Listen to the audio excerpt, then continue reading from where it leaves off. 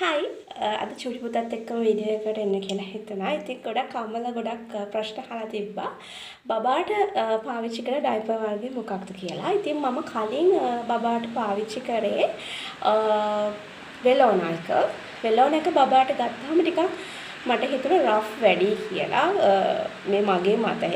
ඊට පස්සේ මම ගියා बेबी शेरमी डायपर्स वलට बेबी शेरमी डायपर्स සහ बेबी शेरमी පෑන්ට්ස් දෙකම මම බබාට පාවිච්චි කරා. ඒක ගොඩාක් හොඳයි. හරිම සොෆ්ට්. ඊට පස්සේ මට නිකමට වගේ හිතුණා කිව්ස් එකේ डायपर्स පොඩ්ඩක් බලන්න ඕනේ කියලා. ඉතින් මම කිව්ස් එක තමයි දැන් පාවිච්චි කරන්නේ මෙන්න මේ පෑන්ට් එක. ඉතින් මේක බබාට ටිකක් රෆ් වැඩි.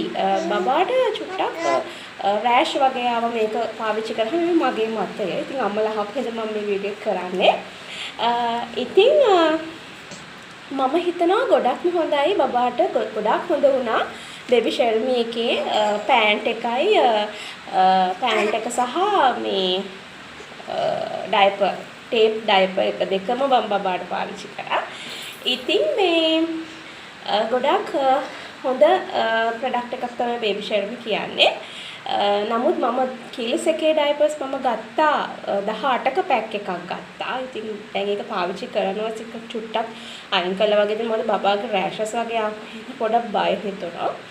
ඉතින් මම නිකමට වගේ අරගෙන බැලුවේ කිල්ස් එකේ ඩයිපර්ස් හොඳයිද කියලා. හොඳයි. නමුත් අර ටිකක් බබාට පොඩක් රෆ් ගතිය තිබුණා.